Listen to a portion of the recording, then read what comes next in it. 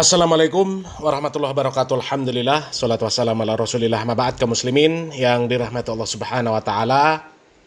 Pak Rizik Syihab dikabarkan sakit kaum muslimin ya, setelah koar-koar ngajak perang. Sekarang kabarnya sakit ya. Entah ini sakit beneran atau pura-pura kaum muslimin ya.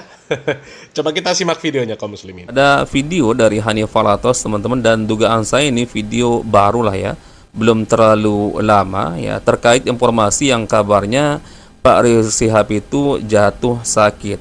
Dan saya melihat di kolom komentarnya ada yang 1 hari yang lalu, bahkan ada yang hari ini ya, ada yang 3 hari yang lalu teman-teman. Dan sebenarnya ini informasi biasa saja, karena siapapun bisa tertimpa penyakit. Namun yang menjadi menarik di sini teman-teman, karena hampir semua komentarnya mengatakan ya inilah akibatnya.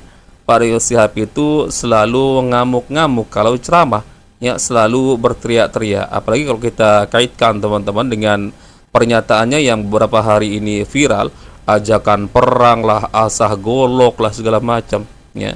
Ya kita tahulah dari dulu sampai sekarang Pak Rizik Syihab ini kalau bicara soal pejabat yang mungkin dia anggap nggak adil lah ya, apalagi bicara masalah koruptor segala macam, atau siapapun yang tidak sepaham misalkan dengan klannya, golongannya, ya biasanya ya dilawan dengan cara berteriak-teriak di ceramahnya teman-teman, ngamuk-ngamuk. Nah kaum muslimin ya, jadi ini video baru kaum muslimin ya, bukan video lama ya, video baru karena ada komentar-komentar yang baru ada 2 hari yang lalu, 1 hari yang lalu dan sebagainya ya. Artinya ya memang ini pembahasan yang sedang hangat kaum muslimin ya. Dan benar kata pemilik channel Nasirus Sunnah itu kaum muslimin ya. Ya sebenarnya kalau masalah Pak Rizik sakit itu sebenarnya ya berita biasa saja ya. Hanya saja ada komentar-komentar yang mengatakan itu akibat dari perbuatan-perbuatan Pak Rizik Syihab yang selalu marah-marah ketika ceramah dan sebagainya. Apalagi ya beberapa hari yang lalu viral video dari Pak Rizik Syihab yang mengumandangkan perang kaum muslimin ya.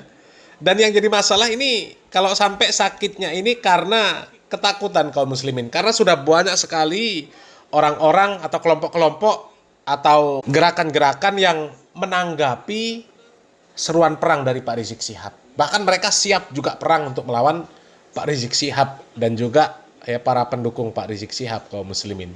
Jadi kalau sakitnya ini bukan karena faktor ketakutan ya sebenarnya itu hal biasa saja ya. Tapi kalau sampai sakit karena ngedrop, karena ketakutan, karena ada perlawanan dari orang-orang yang ditantang oleh Pak Rizik Syihab, ya itu masalah. Ya, itu artinya besar omong saja ya. Kalau suruh koar-koar ngajak perang, ya koar-koar marah-marah juara, tapi giliran ditanggapi meriang. Dan memang kalau kita menyimak video-video dari Pak Rizik Syihab ya, dan sebenarnya bukan Pak Rizik Syihab saja ya, ada Bahar Smith. Mereka kalau menanggapi hal-hal yang negatif dari pemerintah ya, semisal kasus korupsi, itu seolah-olah mereka saja yang paling benci dengan kasus-kasus korupsi. Mereka saja yang paling benci terhadap ya tindakan-tindakan para koruptor. Mereka yang paling benci terhadap koruptor. Mereka yang paling memerangi korupsi.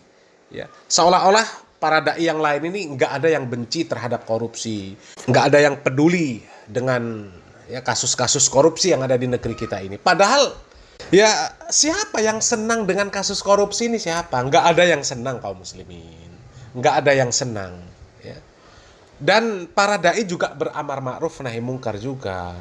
Mereka juga menyalahkan kasus-kasus korupsi, orang-orang korupsi. Mereka pasti menyalahkan. Hanya saja ada adab dan akhlaknya. Nggak seperti kelakuan dari Bahar Smith, Rizik Syihab, yang mereka ya mencaci maki pemerintah di mimbar-mimbar ya. Sebenarnya kalau masalah demonstrasi, mengkritik pemerintah, itu boleh ya, secara hukum undang-undang negara kita. Boleh diatur oleh undang-undang. Meskipun secara syariat Islam, ya itu menunjukkan ciri-ciri khawarij. Akan tetapi kita tidak bisa serta-merta mengatakan orang yang berdemonstrasi itu adalah khawarij. Karena negara kita membolehkan. Negara kita membolehkan, negara kita melindungi. Jadi nggak bisa serta-merta kita mengatakan itu adalah perbuatan khawarij. Ya. Akan tetapi ya, pemerintah juga mengatur adab, akhlak, dan tata cara untuk berdemonstrasi, untuk mengungkapkan unek-unek rakyat kepada para pemimpin, bukan dengan caci maki, bukan dengan hujatan. Ya, kritik boleh, tapi kritik yang membangun, nggak boleh membuat kerusuhan. Ya, tapi yang ada kalau rombongan Pak Rizik Syihab, Bahar Smith, kalau mengkritik pemerintah, ucapannya kaum muslimin, naudzubillah min dzalik ya. Kebun binatang keluar kaum muslimin. Kenapa kau berpihak kepada asing? Anjing, babi. Kenapa engkau tipu-tipu kau punya rakyat? Anjing, babi. Kenapa kau jual ayat-ayat Allah dengan harga yang murah? Anjing, babi. Kenapa kau jual ayat, kau jual hadis untuk kepentingan perutmu? Anjing, babi. Kenapa kau pakai sorban tapi engkau berdiri di pintu-pintu pejabat, di pintu-pintu pemerintah? Bahkan ya kalian bisa menilai lah, tak lepas dari caci maki. Dan saya jujur jadi teringat teman-teman perkataan Guru Gembul ketika podcast dengan Harry Pras, yang mana Pak Guru Gembul mengatakan sebenarnya Pak Rizik Syihab ini sudah waktunya untuk lebih menyibukkan diri untuk amal soleh. Artinya jangan terlalu banyak muncul lah di media teman-teman, di depan publik. Mohon maaf dengan usianya yang sekarang teman-teman. Nah kaum muslimin ya, kalau kami ya tidak 100% membenarkan pernyataan dari Guru Gembul yang seperti itu kaum muslimin ya. Karena ya kalau Pak Rizik Syihab mau tampil di media ya sebenarnya nggak apa-apa. Hanya saja ketika tampil di media itu dalam rangka dakwah, dengan dakwah yang lemah lembut ya. Jangan mengeluarkan ucapan-ucapan yang berbau provokasi. Ya, bernada provokasi. Janganlah mengumandang-umandangkan perang yang seperti itu, untuk apa? Ya. Tapi kalau memang nggak bisa ya memang lebih baik nggak usah tampil lagi di media. Ya. Kalau bisa lebih baik, ya lebih santun, lebih sabar di dalam menyampaikan syariat Islam ya silahkan tampil. Tapi kalau isinya cuma teriak-teriak, provokasi, mengeluarkan perkataan-perkataan yang kotor ketika mengkritik pemerintah ya mending nggak usah tampil.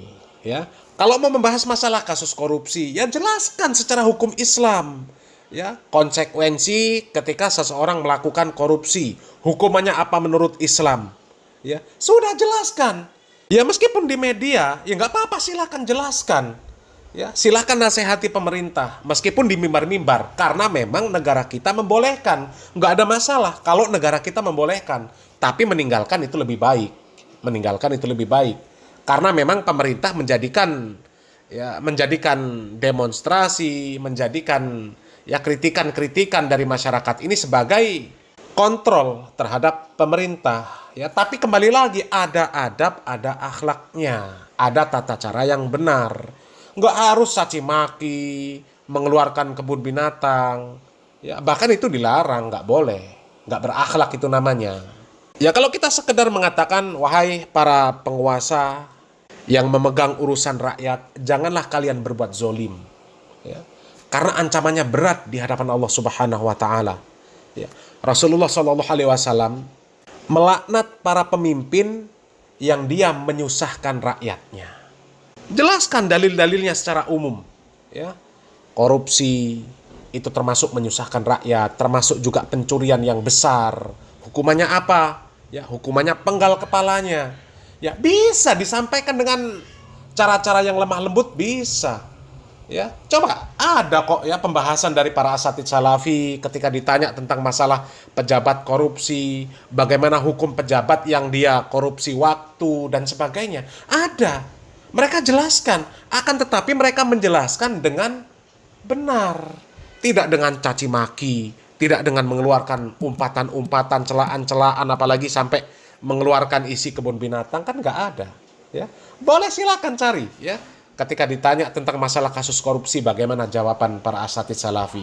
Ketika orang-orang yang berkorupsi waktu, pejabat yang korupsi waktu, bagaimana jawaban mereka? Jelas, tapi nggak ada satupun yang mereka mencaci maki pemerintah, nggak ada. Ya, nggak ada.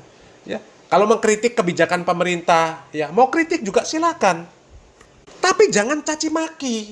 Jangan mengeluarkan perkataan-perkataan yang bernada provokasi, mengajak rakyat untuk melakukan demonstrasi besar-besaran yang akhirnya menimbulkan kericuhan, bakar ban, menimbulkan kemacetan dan sebagainya. Ya.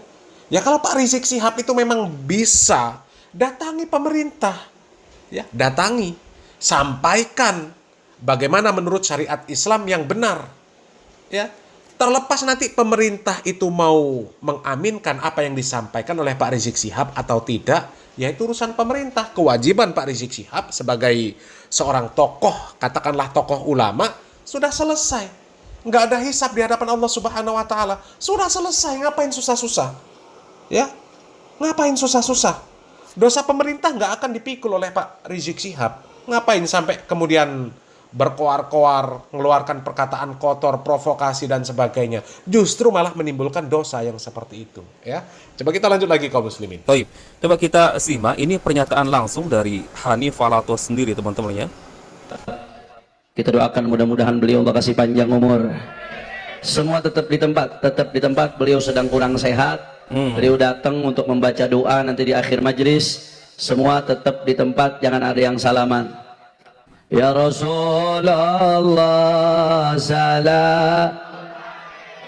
Oh ini Pak Riziknya teman-teman baru sampai. Ya Rasulullah salam. من عليك يا رفيع الشام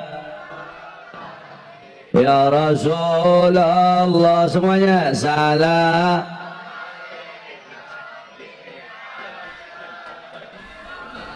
كل بيت أنت ساكنه ليس محتاجا إلى سرج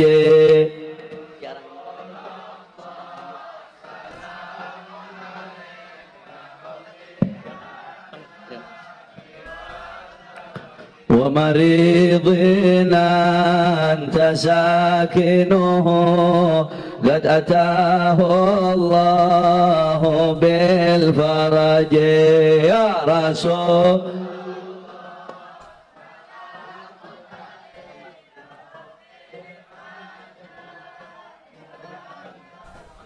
اللهم صل وسلم وبارك عليه صلوا على النبي. Kita doain mudah-mudahan beliau imam besar kita Al-Habib Muhammad Rizik bin Husain insyaallah berikan panjang umur, sehat walafiat, dijaga zahir batinnya, dimenangkan perjuangannya. Amin ya rabbal. Nah, seperti itu videonya teman-teman. Dugaan saya sih ini video baru ya, belum terlalu lama lah. Kalau melihat sosok Hanif Falatos atau Pak Rizik Syihab sendiri, ya seperti inilah ya Hanif Falatos saat ini dan Pak Rizik Syihab teman-teman. Kalau ini video lama, teman-teman pasti akan kelihatan lah mungkin Hanif Falatos dan Pak Rizik Syihab sedikit lebih muda lah. Ya, begitu analisa saya teman-teman. Dan kalau kita lihat juga di kolom komentar hampir merata komentarnya teman-teman beberapa hari yang lalu. Dan yang saya katakan tadi ini jadi menarik teman-teman ya. Video ini meskipun ini informasi ya biasa saja. Ya, orang tertimpa penyakit itu biasa, siapapun bisa terkena penyakit teman-teman ya. Tapi yang jadi menarik yaitu di kolom komentar hampir rata mengatakan inilah akibat dari Pak Rizik Syihab kalau ceramah nggak pernah benar ya, selalu marah-marah ya, lupa usia katanya. Coba kita sedikit flashback teman-teman ya, ini video baru maupun video lama terkait ceramah-ceramah Pak Rizik Syihab ini yang memang nggak pernah lepas ya dari marah-marah teman-teman, dari berteriak-teriak ya. Coba kita simak teman-teman, ini video yang lama, ini sepertinya terkait Presiden Jokowi teman-teman. Coba kita simak. Presiden goblok. Wow. Udah menteri agamanya saudara sesat, kurang ajar, kolinya kacau, istananya menjadi istana iblis. Tuh teman-teman, ini cuplikan video lama sekali teman-teman. Ini masih pemerintahannya Pak Jokowi. Ini kalau kita perhatikan jejak digital Pak Rizik Syihab ini memang yang nggak aneh. Kalau kita melihat video-video terbarunya suka marah-marah, berteriak-teriak, ya memang seperti itu karakternya teman-teman ya, meledak-ledak teman-teman. Tapi apakah itu lantas ya karena ini sudah menjadi kebiasaan lama Pak Rizik Syihab lalu kita katakan benar teman-teman? Ya enggak juga ya. Apalagi kalau bicara masalah pejabat, presiden, ini terang-terangan ya Pak Rizik Syihab ini mengatakan presidennya goblok, ya syaiton segala macam. Yang jadi pertanyaan saya teman-teman, tidak adakah ya kalimat yang jauh lebih santun, yang lebih lembut ya? Coba kita ingat kisah Nabi Musa alaihissalam teman-teman. Ketika Allah Azza wa Jalla, ini Allah yang menyuruhnya untuk mendakwahi Fir'aun teman-teman. Tapi dalam Al-Quran kalau tidak salah surah Maryam, ya Allah menyuruh Nabi Musa dengan cara lemah lembut. ya, siapa tahu kata Allah, ya, Fir'aun akan mengingat Tuhannya. Nah, kaum muslimin, ya, benar, ya. Nabi Musa alaihissalam dan Nabi Harun alaihissalam ketika diperintahkan oleh Allah Subhanahu wa taala untuk mendatangi manusia yang paling buruk sepanjang penciptaan langit dan bumi, ya. Tapi diperintahkan untuk berkata dengan lemah lembut, ya. Di dalam surat Toha ayat 43, ya. Di sana Allah Subhanahu wa taala mengatakan, "Idhab ila fir'auna innahu tagha." Pergilah kalian berdua, wahai Musa, wahai Harun, kepada Fir'aun, karena dia telah benar-benar melampaui batas. Faqula lahu qawlan layyinan la'allahu yatadzakkaru aw yakhsha. Maka berbicaralah kalian berdua kepada Fir'aun dengan kata-kata yang lemah lembut. Mudah-mudahan dia sadar atau takut. Nabi Musa alaihissalam yang diperintahkan untuk mendakwahi orang yang paling buruk masih diperintahkan oleh Allah Subhanahu wa taala untuk menyampaikan kata-kata dengan lemah lembut. Lah sekarang, ya, menyebut Presiden Jokowi dengan sebutan seperti itu, sementara Presiden Jokowi Muslim, ya, Muslim, ya, ada salahnya, iya, ya, ada benarnya, ada jasanya untuk Indonesia, ada, ya. Artinya beliau punya kebaikan dan beliau seorang Muslim. Apakah pantas kemudian mengkritik beliau dengan cara yang seperti itu? Dengan caci maki di mimbar-mimbar, ya. Na'udzubillah min dzalik. Itu cara dakwah siapa, ya? Yang seperti itu sebenarnya bukan membuat citra Islam semakin baik, tapi semakin buruk, ya. Orang-orang yang sudah benci terhadap Islam, maka akan semakin benci melihat perangai dari orang-orang yang ditokohkan di dalam Islam, kelakuannya seperti Pak Rizik Syihab, mengkritik pemerintah, ya. Sudahlah mengkritik di mimbar, ya. Ditambah dengan kata-kata kasar, mengumpat, mencela, ya. Ya, meskipun negara kita memang memperbolehkan mengkritik pemerintah secara terang-terangan, tapi ada adab, ada akhlaknya, ada aturannya. Nggak mentang-mentang boleh mengkritik pemerintah melalui mimbar-mimbar, kemudian seenaknya sendiri mengeluarkan kata-kata yang kasar, kotor, mengumpat, mencela, ya. Dan kalau memang Pak Rizik Syihab ini punya masa yang banyak, seperti yang dikoar-koarkan oleh para pendukungnya Pak Rizik Syihab, ya, Pak Rizik Syihab dan juga para pendukungnya, kalau memang punya masa yang banyak, kenapa nggak Pak Rizik Syihab saja yang nyoba maju untuk menjadi presiden? Ya, kenapa nggak coba maju? Ya, coba, ya, mampu apa enggak mengurusi negara ini? Ya, jangan presiden dulu lah, maju jadi bupati kek, gubernur kek, coba urusi negara ini. Lah ini ngurus Mbak Alawi saja nggak becus, ngeritik pemerintah yang ngurus satu negara, apalagi mengeluarkan perkataan-perkataan yang na'udzubillah min dzalik, kebun binatang keluar, ya, umpatan-umpatan, celaan-celaan dikeluarkan seperti itu, na'udzubillah min dzalik, ya. Ya masih untung lah Pak Rizik Syihab sakit nggak dihujat sama orang-orang yang selama ini dihujat oleh Pak Rizik Syihab, ya. Jadi janganlah, ya, sok-sokan, sok paling bener, sok paling amar ma'ruf nahi mungkar, sok paling baik, kemudian ketika mengkritik pemerintah dengan lakop-lakop yang, ya, na'udzubillah min dzalik, ya, merasa dirinya orang yang sudah hebat lah, alim, ulama dan sebagainya, ya.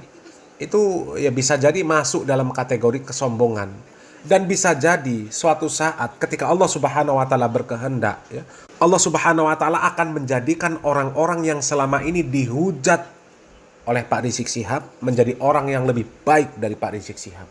Ya, nggak ada yang nggak mungkin bagi Allah Subhanahu wa taala. Ya. Ya, mudah-mudahan yang sedikit ini bermanfaat kaum muslimin. Salam waras, salam akal sehat, barakallahu fikum. Wassalamualaikum warahmatullahi wabarakatuh.